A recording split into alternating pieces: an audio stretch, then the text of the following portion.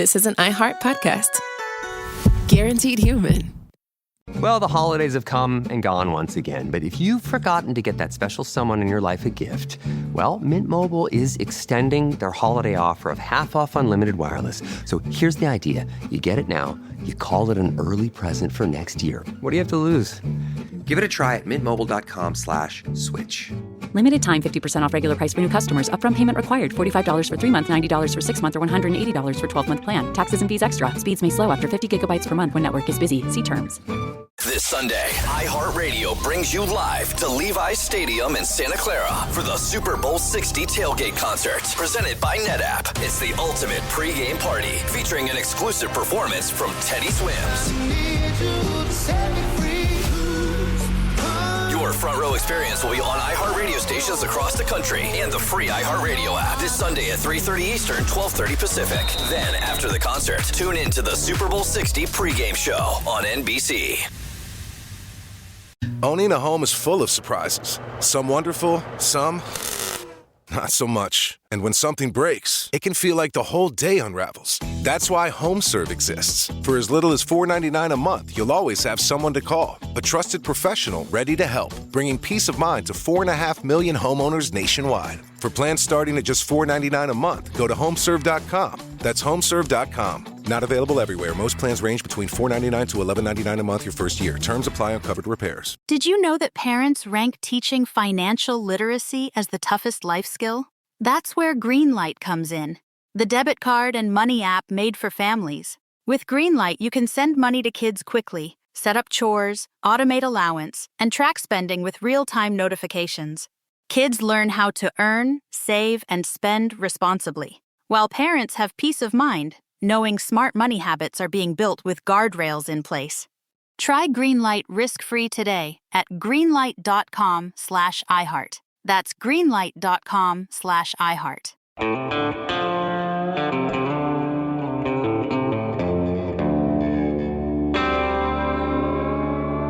Body Bags with Joseph Scott Morgan.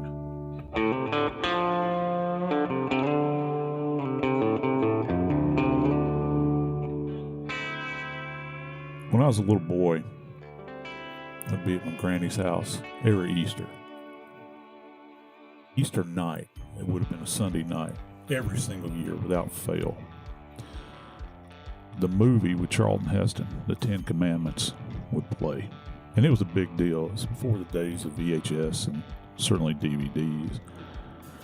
It was a really big deal. You know, you watch that and it was almost magical. But there was one part in that movie that just absolutely terrified me as a child. And of course, I think that it was meant to. And that's when the Israelites had to go out and paint their door with lamb's blood to prevent the angel of death from taking the firstborn child. And the angel of death was terrifying. It kind of swooped down over that collection of slaves, and you could hear the screaming off in the distance. The Murdaugh case, I've come to think of them in that way. Almost like every place they go, everything they do, it seems as though that somebody passes away. What are the odds? What are the odds that you would have 5, not just 2, but 5 violent deaths that in some way have connectivity to that family? Today, we're going to have a discussion about those deaths and the upcoming trial of Alex Murdaugh. I'm Joseph Scott Morgan, and this is Body Bags. My good friend Dave Mack is joining me today. Dave's with Crime Online. It's good to have you on the show with me today, Dave. How are you doing, my friend? Doing fantastic, and I just appreciate you letting me a part of this. Ever since you started, I wanted to be on the show with you. Ever since. I thought we were friends, man. What happened? Well, it's great to have you, Dave. Well, now, Joseph, you have followed this story. You've done a couple of deep dives on the show so far, and I've learned a lot from them. But when you actually take and separate them one at a time, they're not that remarkable in and of themselves. Granted, murder is a horrible thing, and we've got a number of dead bodies here. But it's when you put them all together, that's where it just, holy moly. What you mentioned it. What are the odds? I can't name more than 2 in people I know who have ever had anything like that. But you're talking 5. Yeah, it's a lot. It is. And if a statistician was out there and you were asking them to run the numbers, as it were, on this case, it's mind-blowing when you consider the overall total populace of these areas. The geography. You got to throw that in. Yeah, you have to, because there's certainly isolation here. These people live out in a rural area. The whole area is rural. That's one of the things. It's beautiful countryside when you go down there. And, it's the low country. It's near the ocean. And you've got the live oaks and low-hanging Spanish moss, and the air so thick you can cut it because of the humidity, but there's a sweetness to it. But there's a real dark side to this because of all of these deaths. And you had mentioned that we had done a deep dive on body bags. I think early on we had talked about the deaths of Paul and Maggie. Look, we've talked about this case for some time. We thought that we had all of the pieces in place. We thought that we knew some things, but amazingly, right before this trial, a document has actually come into our possession that reveals so much more about what may have happened that night, at least what was left behind, what evidence was found there at the scene adjacent to those dog kennels and within them, that evidence that could be observed on the bodies of Maggie and Paul. It's been said over the years, if you want to know how somebody's going to treat you, if you want an indication, an insight into who somebody is, get around them and their family. See how they treat those that they should love more than anybody else in the world.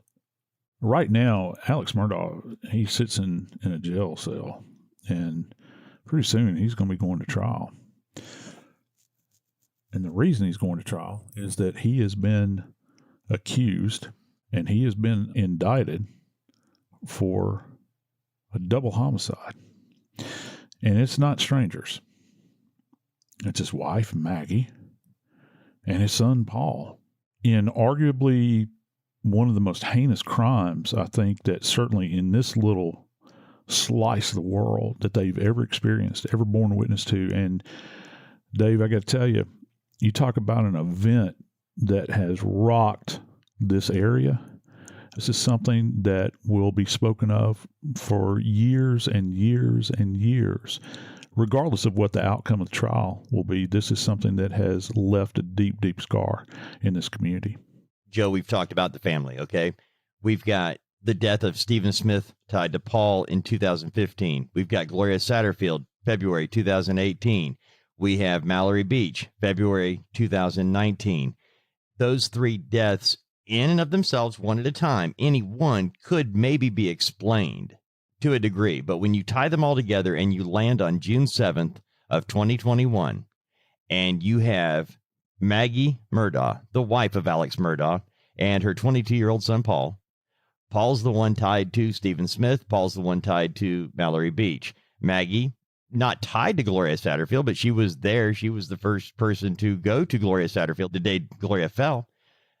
They're both at their own safe place. They called it the Lodge, the place where Maggie and Paul were found by Alex Murdaugh.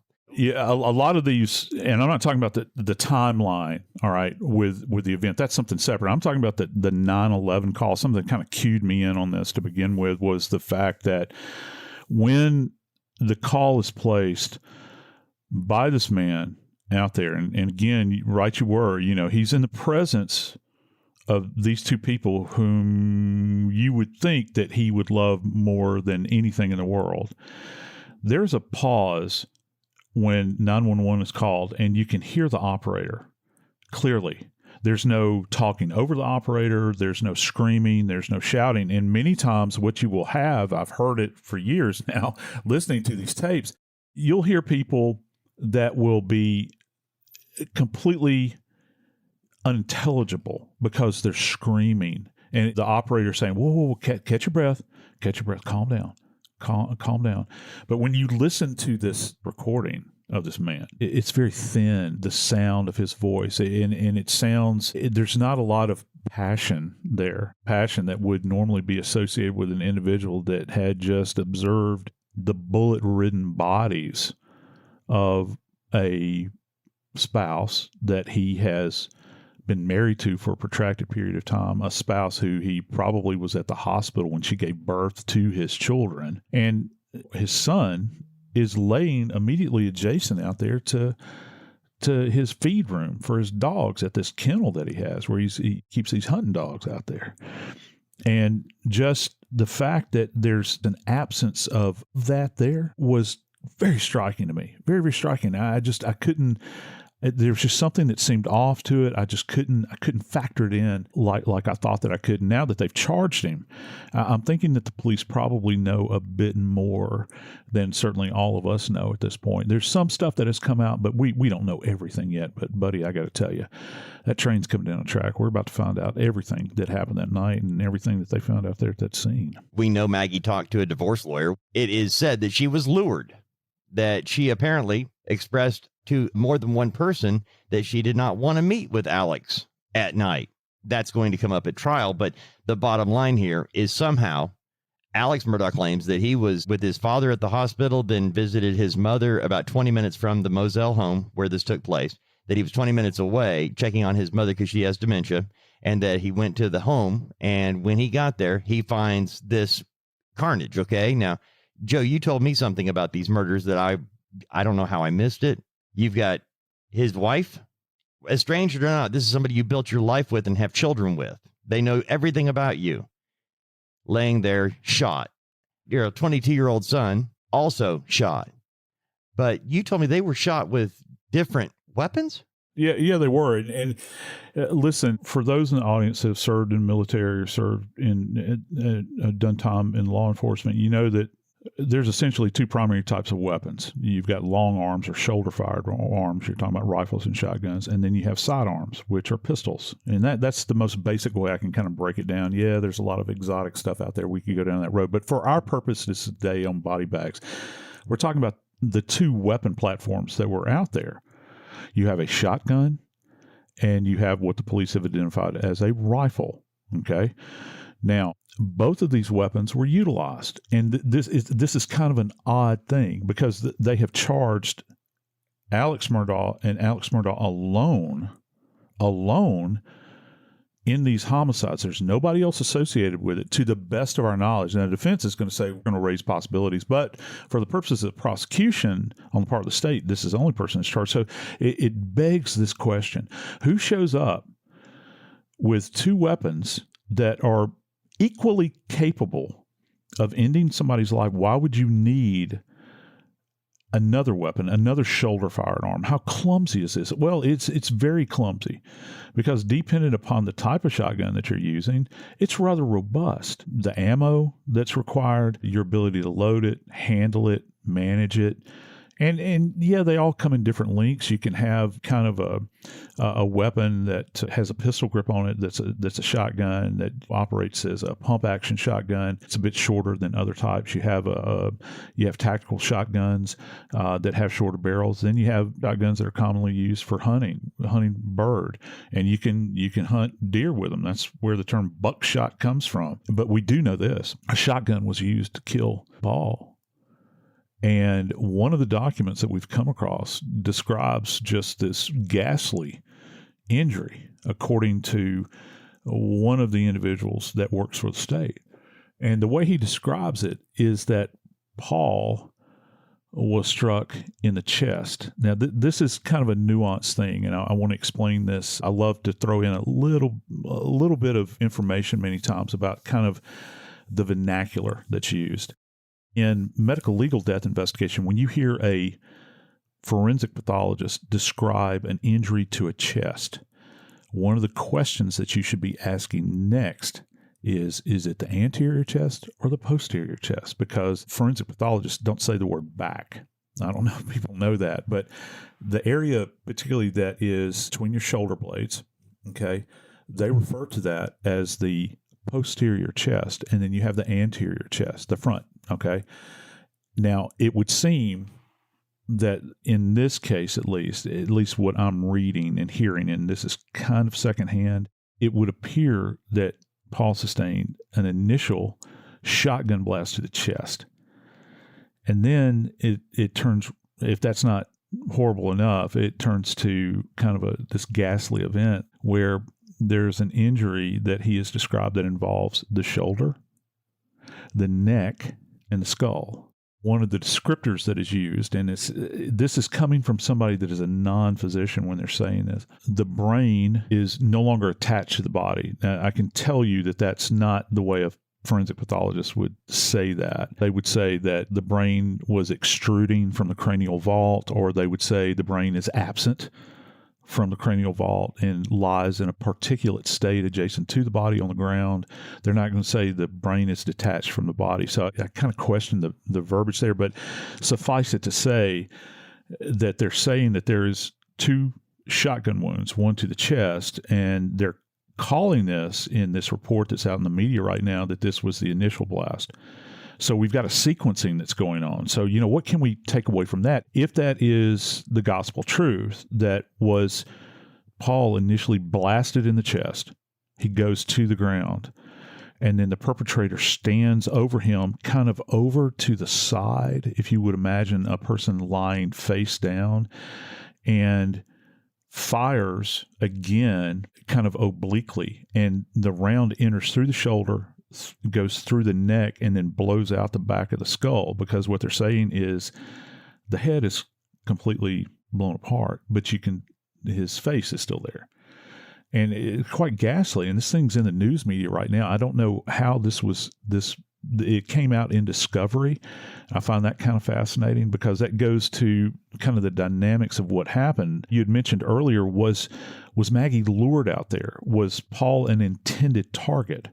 Had something occurred to get them both out there in that same space? Because Maggie is not shot with a shotgun.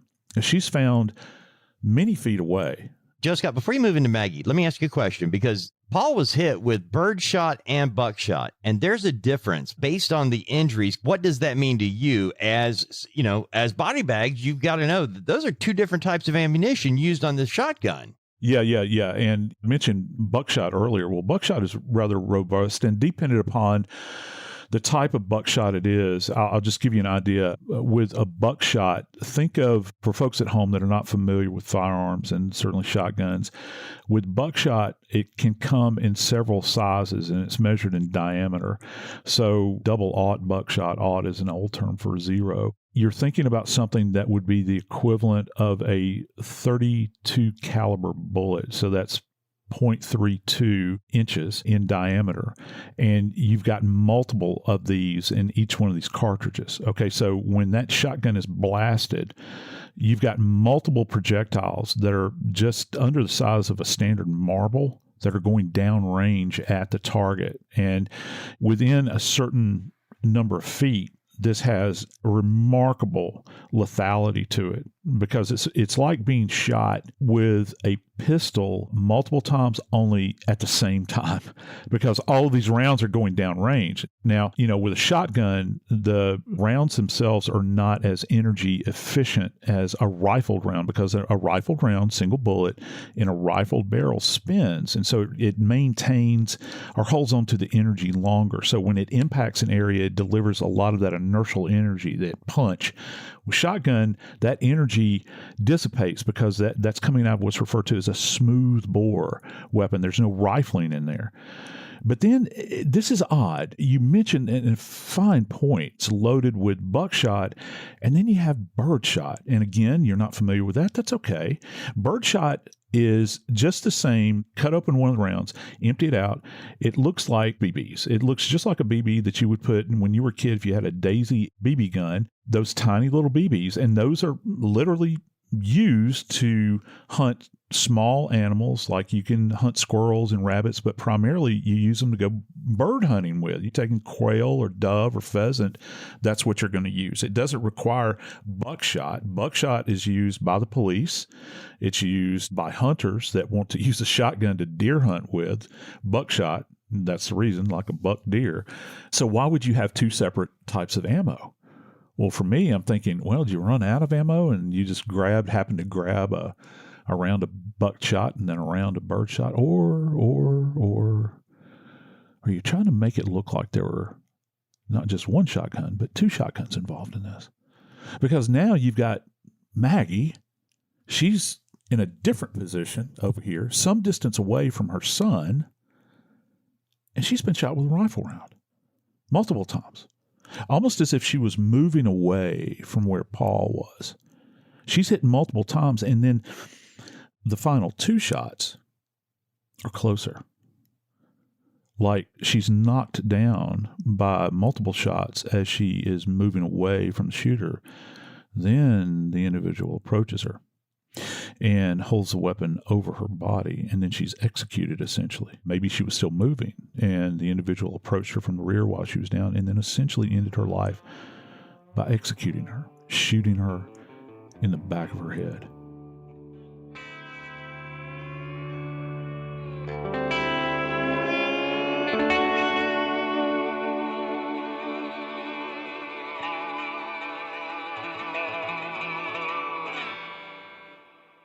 This Sunday, iHeartRadio brings you live to Levi's Stadium in Santa Clara for the Super Bowl 60 tailgate concert, presented by NetApp. It's the ultimate pregame party, featuring an exclusive performance from Teddy Swims.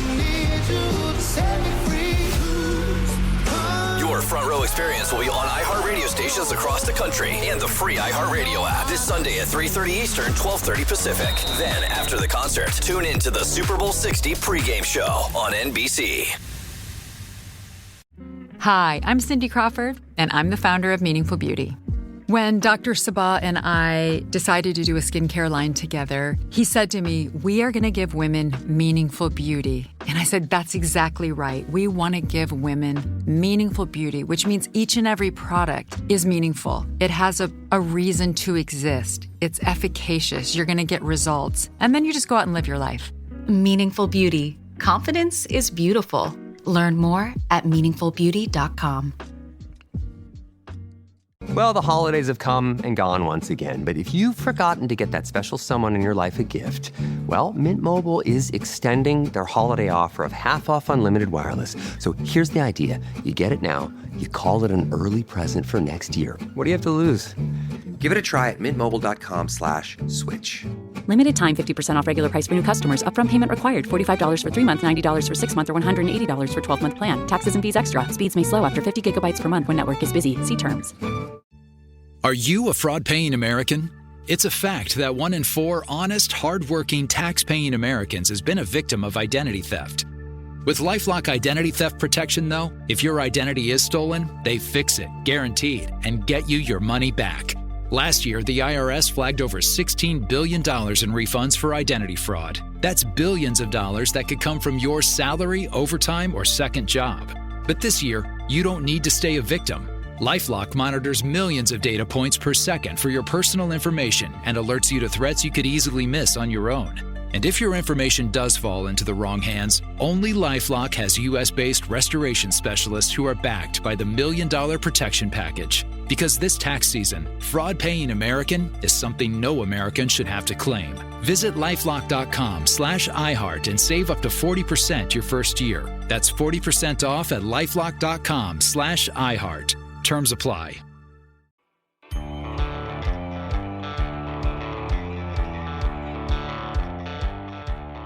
One case in particular that kind of stood out to me was the death of Gloria Satterfield. And I think a lot of it goes to my rural upbringing. Gloria's family, they're salt of the earth kind of folks. And she had been attached to this family for years and years, 20 plus years. She was like a domestic worker, right? I mean, she was that close, somebody who was with the family every day, tending to very personal needs inside the home. Yeah, and multiple locations, where she would go, and she was very familiar with the family, and she was certainly long enough there with that family to probably tended to these boys when they were young. So she had been a part and parcel of that family all of these years, and I'm sure that on one level they treated her maybe like family. Of course, you're never truly in the family when you're around a group like this. They are certainly, I guess, elite in this tiny little piece of the world down there. These are the people that don't rent a tuxedo to go to a fancy dinner. They've got a couple different styles. And she's like Ann B. Davis. She's Alice on the Brady Bunch. Yeah, she is. And she tended to them. He was there to take care of, cooking and cleaning and probably washing dirty clothes and running around doing chores, going to go buy groceries for the family, there to meet all of their domestic needs, if you will. She knew a lot about this family. And, of course, Dave, there was quite a bit to know about them. Well, let me ask you this, Joe, because I was looking into this with her in particular, with her passing, because as you and I have talked about this before doing this today, there is so much involved when you just look at Alex Murdaugh and all of the things that file down that pyramid of things, starting with Gloria Satterfield at the top and going down. Every person that died has the same thing. The bottom of the story, as you peel off these different layers, gets thicker and thicker and thicker. And I'm looking at this with just Gloria Satterfield. We're talking about February of 2018, right? Yes. Just a couple of years ago. Yep. And was she at work that day? Was she there to pick up a paycheck? What was she actually doing that day? She was there at the home. I don't know specifically what her duties were on that particular day, but I do know that she was at the home. It had come out initially, there's this phone call, this 911 call that comes in. And, of course, it's Paul and Maggie. Paul's there, Maggie's there, and old Gloria's at essentially the base of an external staircase there on the property.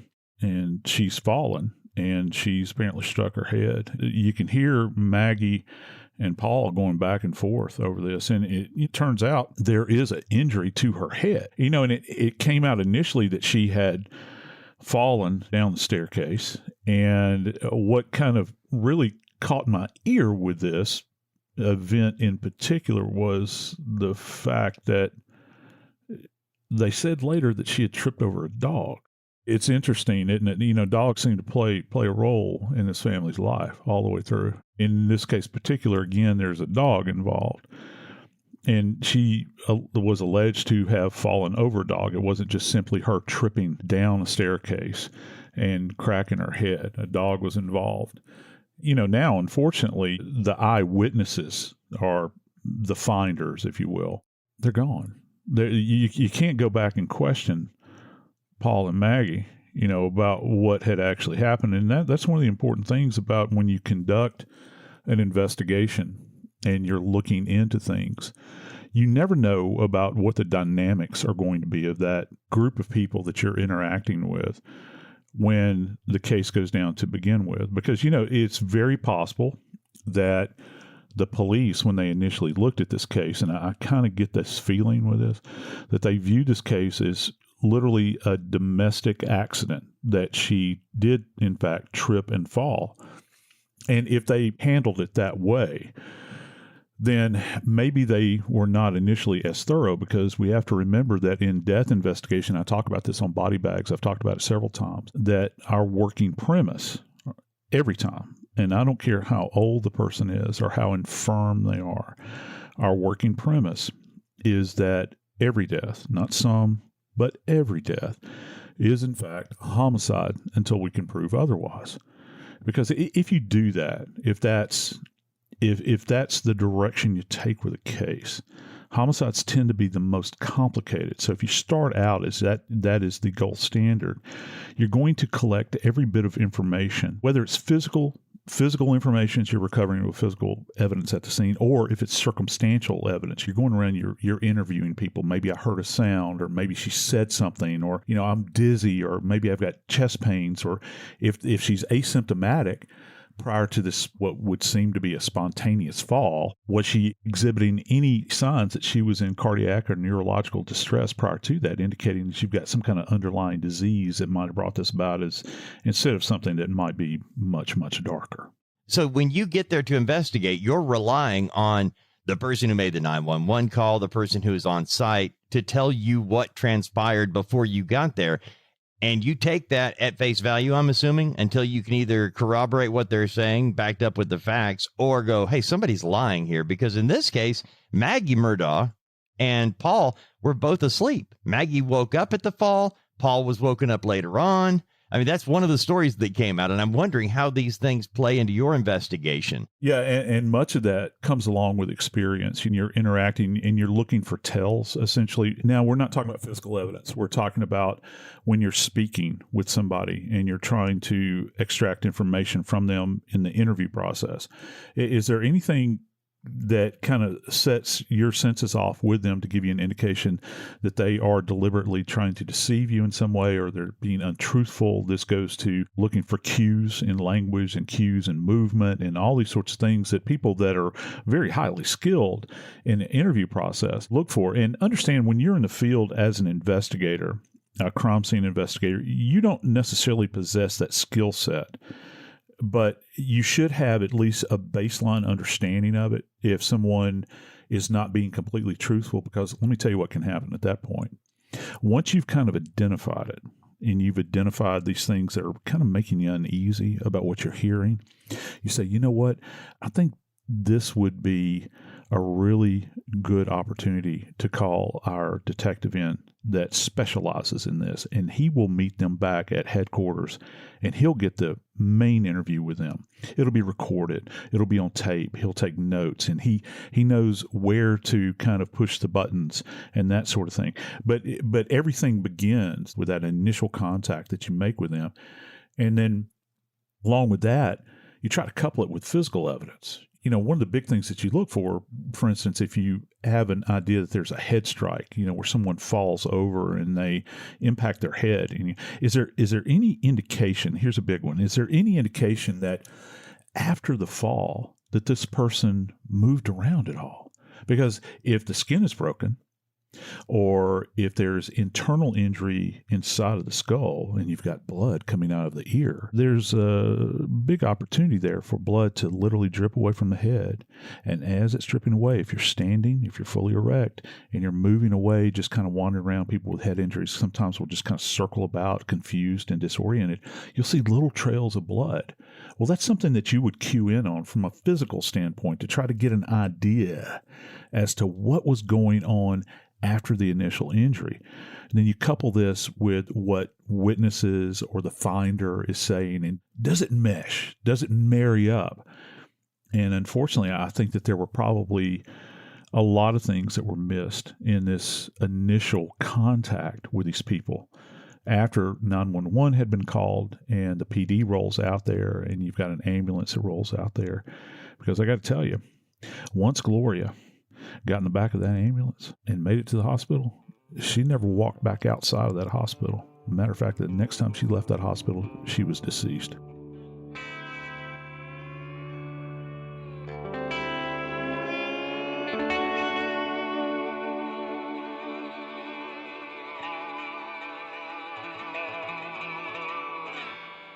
This Sunday, iHeartRadio brings you live to Levi's Stadium in Santa Clara for the Super Bowl 60 tailgate concert, presented by NetApp. It's the ultimate pregame party, featuring an exclusive performance from Teddy Swims. Your front row experience will be on iHeartRadio stations across the country and the free iHeartRadio app this Sunday at 3:30 Eastern, 12:30 Pacific. Then, after the concert, tune in to the Super Bowl 60 pregame show on NBC. Hi, I'm Cindy Crawford, and I'm the founder of Meaningful Beauty.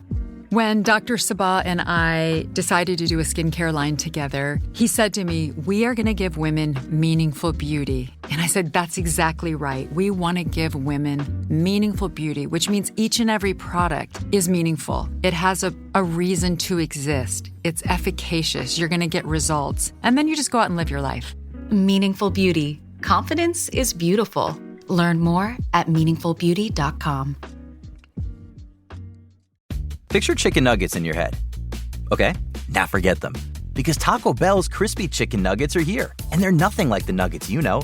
All white meat chicken, coated in tortilla chips for that signature Taco Bell crunch. A nugget like that calls for a sauce that can keep up. Introducing Hidden Valley Diablo Ranch. The iconic ranch you love, fired up with Taco Bell Diablo sauce. Bold meets bolder. Ranch meets Diablo, and it works. Crispy chicken nuggets from Taco Bell, a brand new classic. At participating U.S. Taco Bell locations for a limited time only, while supplies last. This message comes from Greenlight. Ready to start talking to your kids about financial literacy?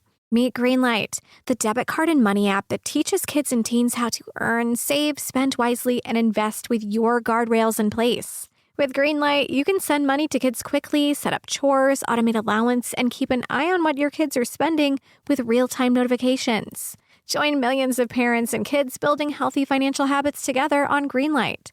Get started risk-free at greenlight.com/iHeart.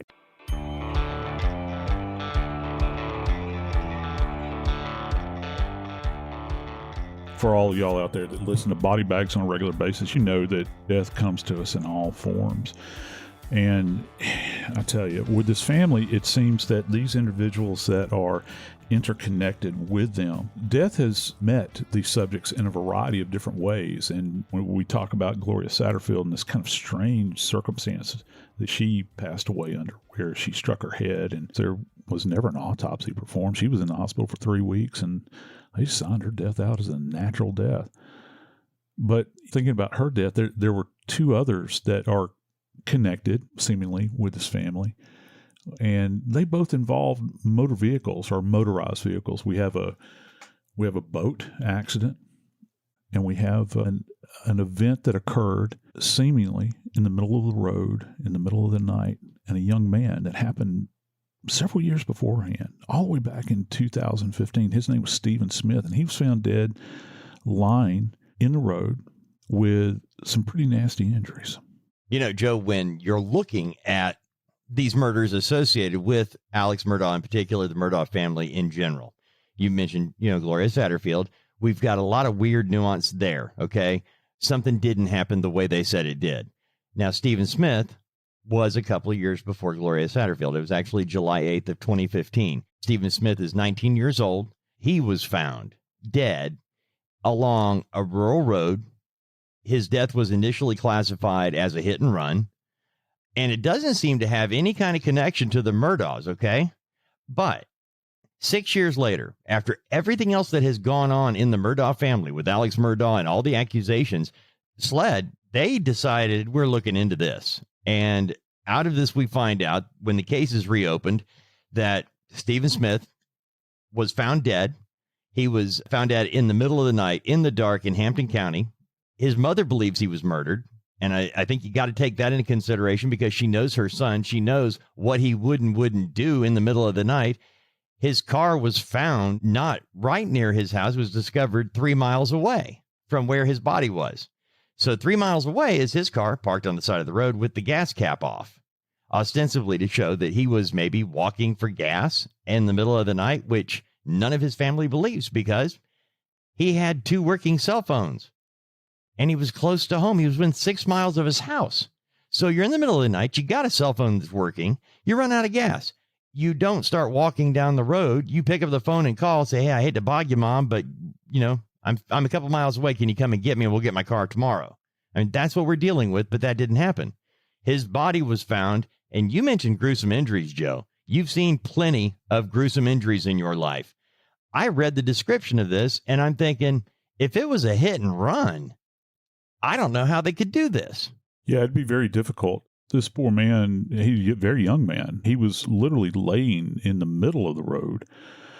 And it would appear that he was what we refer to as a pedestrian struck by a motor vehicle. And one of the interesting little things that we look for with people that are walking either in the middle of the road or just on the shoulder of the road, you have to think about when you're standing up fully straight and you're kind of striding along.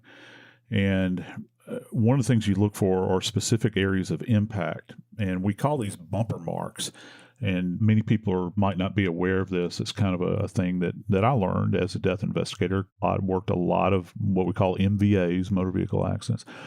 And with pedestrian, we call it pedestrian versus motor vehicle. When an individual is walking along and they are struck, you have to think about what's probably the leading edge of that motor vehicle as it is moving down the road. It's going to be the bumper. And, of course, a lot of this is height dependent, what the suspension looks like on a car, the height of the person, for instance. But if you just imagine, everybody in the sound of my voice right now, just imagine anywhere from the area from just below where your hip articulates with your pelvis, so the upper portion of your femur, all the way down to just superior to your ankles. You look for these kind of linear or bilinear markings, and they can approximate the width of a bumper. If you have clothing that is overlying the legs, for instance, and let's say they're wearing a pair of jeans, you'll also get kind of an abrasion many times that comes about as a result of the contact, that very vigorous contact that occurs when the clothing is rubbing up against the surface of the skin. And so this translates into a kind of braided area. Sometimes you can have an underlying contusion, bruise. It'll be very, very deep because you're talking about the impact of a moving motor vehicle. And you have to think out in this area. This is not adjacent to a stop sign or a stop light. So the car would have been traveling at full speed. Well, guess what? This kid didn't have those marks on him. But what he did have were some pretty gruesome injuries to his head and his shoulders and maybe his hands as well. But yet there was no evidence that he had been struck as he was standing at full height. So when you look at a case like this, you begin to think, well, Lord have mercy. Was he laying on the ground and run over?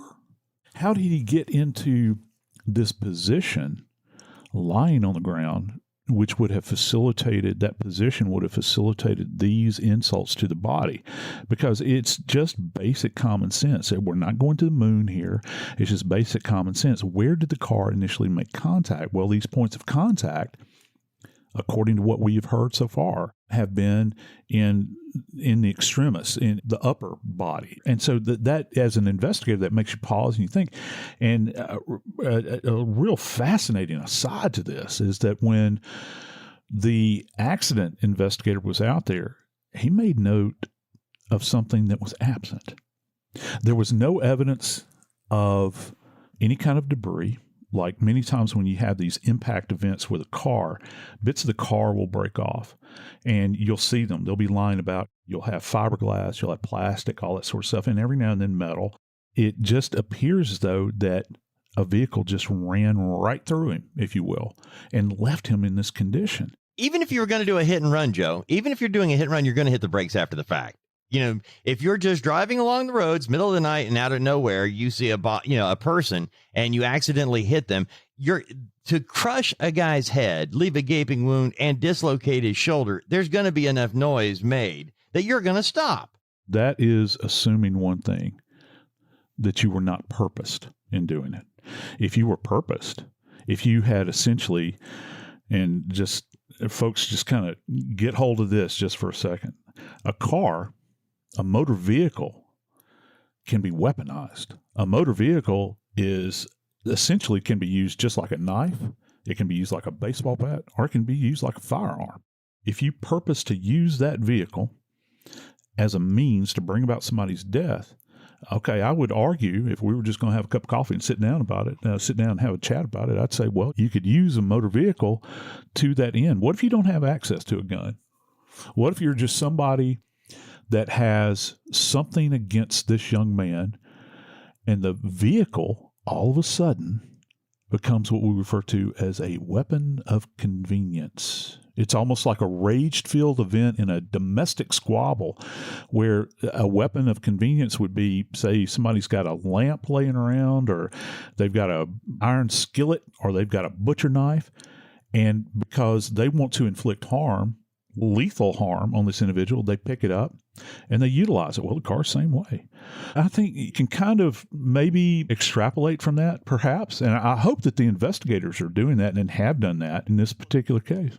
According to highway patrolman, South Carolina highway patrolman, as they've done follow-up on this case, you go, well, where is this tied to Alec Murdaugh? How does this tie into the Murdaugh family at all? Well, the rumor mill. You're in a small area. You mentioned this at the very beginning of Body Bags today. It's a small geographical area.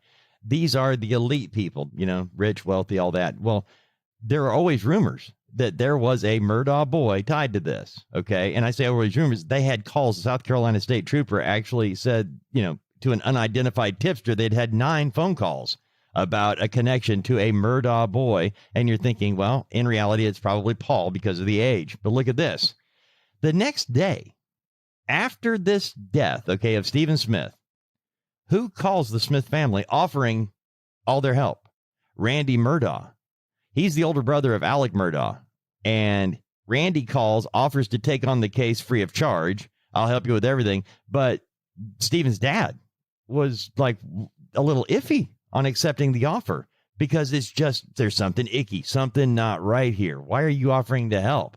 Well, now you're thinking if a Murdaugh is involved and a Murdaugh is volunteering to be involved, it's a simple hit and run if that's the case. Why would they bother? He did it because he knew the family. Otherwise, he says, no, I just heard about the case. Thought I'd help. That's your connection to Murdaugh. But that's not the only motorized contraption causing a death here and an association with the Murdaughs, because you've got another one, Joe.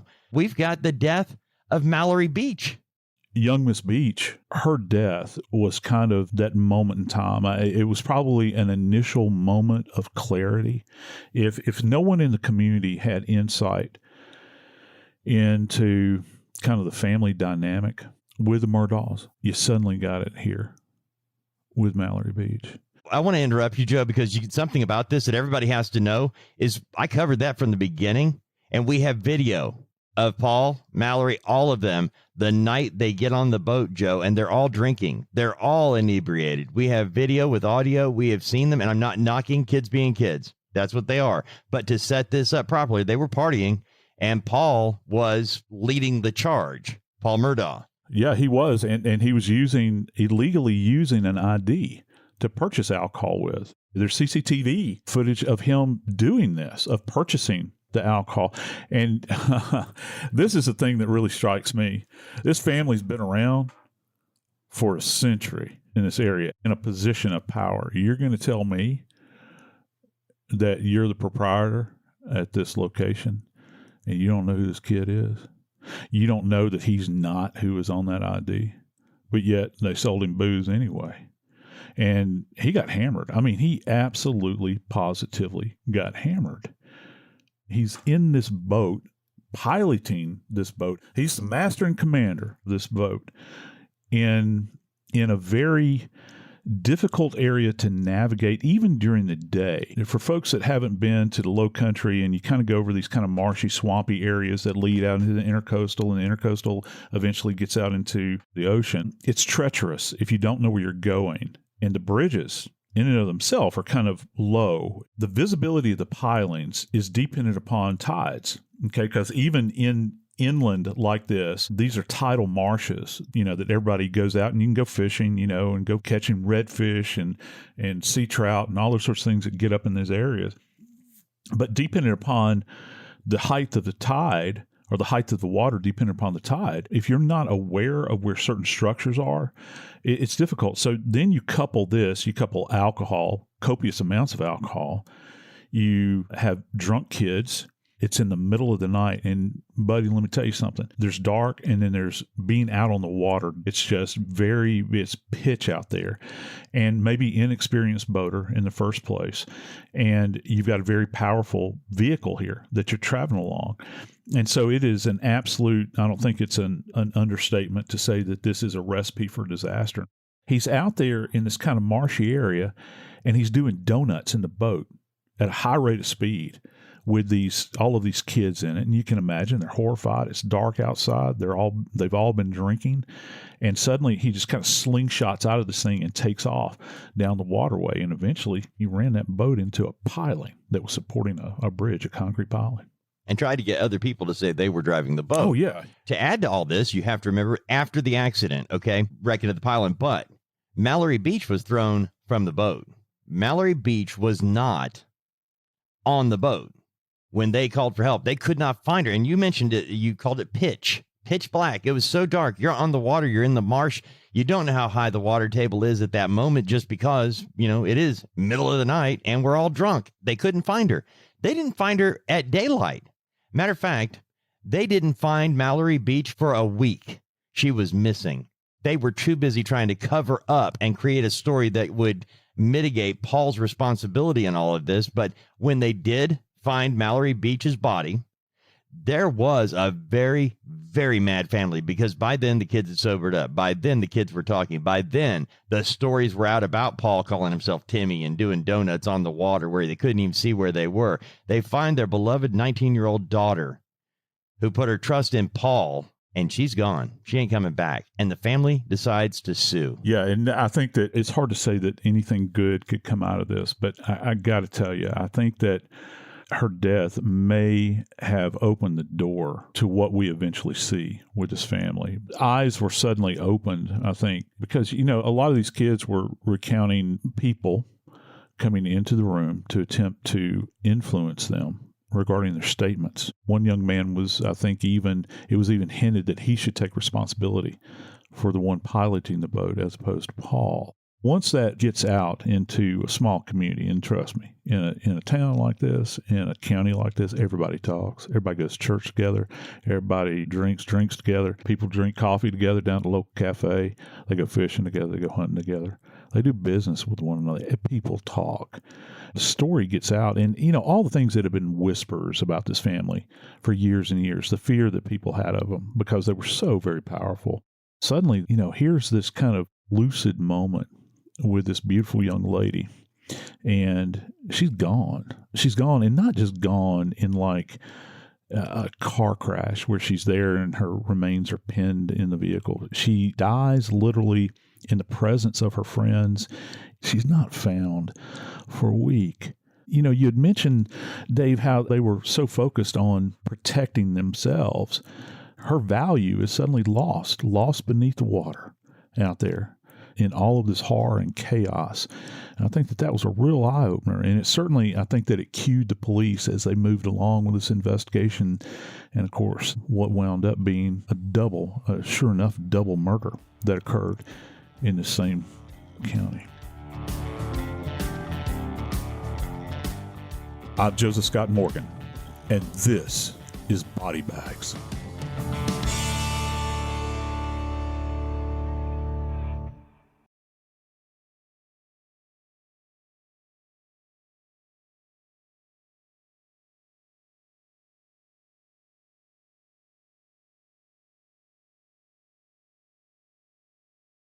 This Sunday, iHeartRadio brings you live to Levi's Stadium in Santa Clara for the Super Bowl 60 tailgate concert, presented by NetApp. It's the ultimate pregame party, featuring an exclusive performance from Teddy Swims.